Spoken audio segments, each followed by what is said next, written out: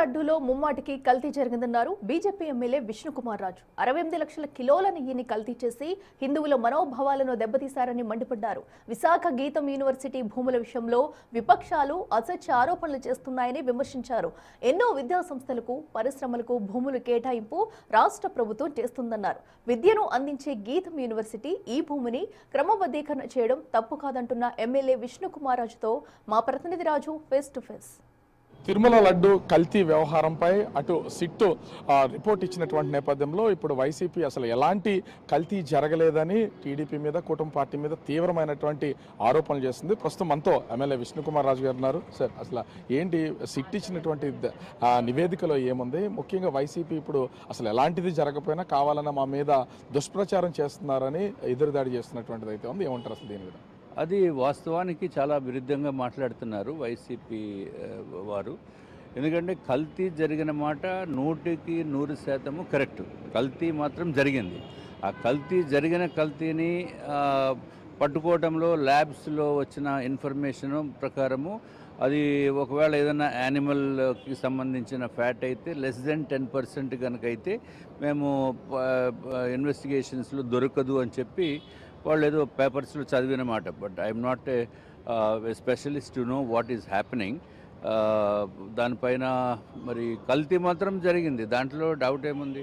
అది దేంతో కల్తీ చేశారా అనేది అది ఇప్పుడు కొంచెం పెండింగ్లో అడ్వాన్స్డ్ ల్యాబ్స్లో టెస్టులు చేయడం వలన అవకాశం లేనటువంటి సిచ్యువేషన్లో దేంతో కల్తీ జరిగిందనేది చెప్పలేనటువంటి సిచ్యువేషన్ ఉండొచ్చు. బట్ కల్తీ మాత్రం డెఫినెట్, దాంట్లో డౌట్ ఏమి లేదు. ఇక్కడ కూటమి ప్రభుత్వం అధికారంలోకి వచ్చిన తర్వాత తీసుకొచ్చిన ట్యాంకర్లో మాత్రమే ఉంది. అంతకుముందు ఇలాంటి పరిశీలన చేయకుండా అంతకుముందు దాంట్లో ఎలా ఉంది అనేది అసలు కూటమి ప్రభుత్వం నిందలు వేస్తుంది అనేది వాళ్ళ వాదన. ఇప్పుడు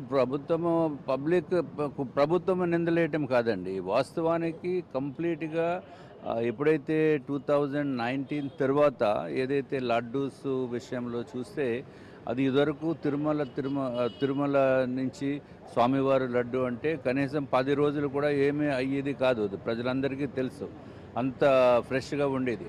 కానీ 19 తర్వాత స్లోగా డిటీరియేట్ అయిపోయింది. అది కూడా వాస్తవం. మీరు పబ్లిక్ ఒపీనియన్ మీరు అడగండి, అది వాస్తవం. కంప్లీట్గా పాడైపోయింది, ఇదేంటి ఇట్లాగా అయిపోయిందని అనుకున్న సందర్భాలు వ్యక్తిగతంగా కూడా ఎన్నోసార్లు ఉన్నాయి. కానీ దీంట్లో కల్తీ జరుగుతుందని ఊహకు కూడా లేనటువంటి విషయం. ఎందుకంటే స్వామివారికి పెట్టే ప్రసాదంలోనే కల్తీ జరిగితే ఇది ఇంతకంటే దారుణమైన ప్రక్రియ ఉండదు.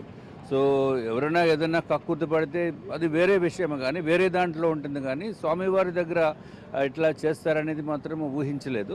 సో కల్తీ అనేది కన్ఫర్మ్డ్. అంటే విశాఖకు సంబంధించి ముఖ్యంగా గీతం భూముల అంశం చాలా రాజకీయ రాద్ధాంతానికి కారణమైంది. అసలు ఏం సార్ అది ఈ భూములకు సంబంధించి? ఇప్పుడు దాదాపుగా 5,000 కోట్ల రూపాయల భూముల్ని ఎంపీ భర్త కట్టబెడుతున్నారని వైసీపీ, కమ్యూనిస్ట్ పార్టీలు తీవ్ర స్థాయిలో ఆందోళన చేస్తున్నటువంటి పరిస్థితి ఉంది. ఇప్పుడు ఎన్నో విద్యా సంస్థలకి మనము ల్యాండ్స్ ఇవ్వటం జరుగుతుంది. ఇప్పుడు టీసీఎస్ కానీ, అది టీసీఎస్ అంటే సాఫ్ట్వేర్ కంపెనీస్కి. సో అప్పుడు ల్యాండ్స్ తక్కువ రేటుతోటి వాళ్ళకి ఎంప్లాయ్మెంట్ జనరేట్ చేస్తారు కదా అనే ఉద్దేశంతో ల్యాండ్స్ ఇస్తున్నారు. ఇప్పుడు అసలు ఎంప్లాయ్మెంట్ జనరేట్ చేయడానికి ముందు చదువు ఉండాలి. అంటే ఒక డిగ్రీ కానీ, ఇంజనీరింగ్ కానీ, లేకపోతే ఇంకేదన్నా చదువుకున్న తర్వాత అప్పుడు ఐటీ యాంగిల్లోనే కానీ లేకపోతే ఇతర సంస్థల్లో పనిచేసే దానికి చదువు ఉండాలి. ఆ చదువు నేర్పించే విద్యాలయాలు లేకపోతే యూనివర్సిటీస్, అవి గీతం university is one among them. ఇప్పుడు దానికి రెగ్యులరైజ్ చేయడానికి ప్రభుత్వము లేకపోతే వాళ్ళు కోరిక మేరకు అది ఫ్రీగా ఏమి ఇవ్వటం లేదు. They will be charging some money. What is that money amount అనేది మనకి తెలియదు. సో రెగ్యులరైజ్ చేస్తే అది కరెక్ట్గా ఉంటుందనే ఉద్దేశంతో రెగ్యులరైజేషన్కి అప్లై చేయటం జరిగింది. సో అప్లై చేయటంలో తప్పేమీ లేదు.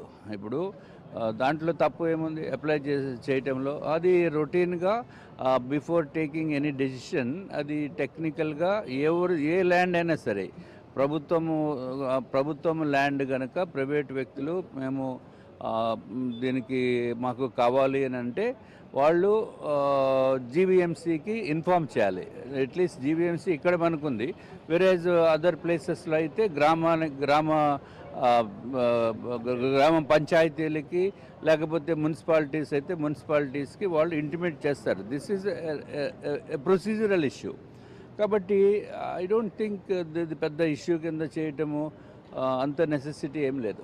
ఓవరాల్గా చూస్తే ఇటు తిరుమల లడ్డు కల్తీ విషయంలో ఖచ్చితంగా కల్తీ జరిగింది. దీనికి సంబంధించినటువంటి వాటికి ముఖ్యంగా చూస్తే ఈ కల్తీ వ్యవహారాన్ని అంటే గత ప్రభుత్వ హయాంలో జరిగినటువంటి దానికి సరైనటువంటి ల్యాబ్ తనిఖీలు చేయకపోవడం వల్ల దీనికి సంబంధించినటువంటిది అయితే కొంత బయటపడలేదు. ఖచ్చితంగా అయితే కల్తీ జరిగిందని అయితే మేము చెప్తున్నటువంటి పరిస్థితి అయితే కనిపిస్తుంది. ముఖ్యంగా చూస్తే ఈ గీతం భూముల విషయంలో విద్యా సంస్థలకి అనేక ప్రైవేట్ సంస్థలకి భూములు కేటాయింపు అయితే చేస్తున్నాం. ఈ నేపథ్యంలోనే విద్యను అందించే ఈ భూములకి సంబంధించి భూములు క్రమబద్ధీకరణ చేయడంలో ఎలాంటి తప్పు కాదు. అది ప్రభుత్వం తీసుకున్నదో ఇంకోటో కాదు, వాళ్ళ క్రమబద్ధీకరణ చేశారు, దాన్ని పరిశీలిస్తున్నామని బీజేపీ ఎమ్మెల్యే విష్ణుకుమార్ రాజు చెప్తున్నటువంటి పరిస్థితి కనిపిస్తుంది. కెమెరామెన్ రాముతో రాజు, బిగ్ టీవీ, విశాఖపట్నం.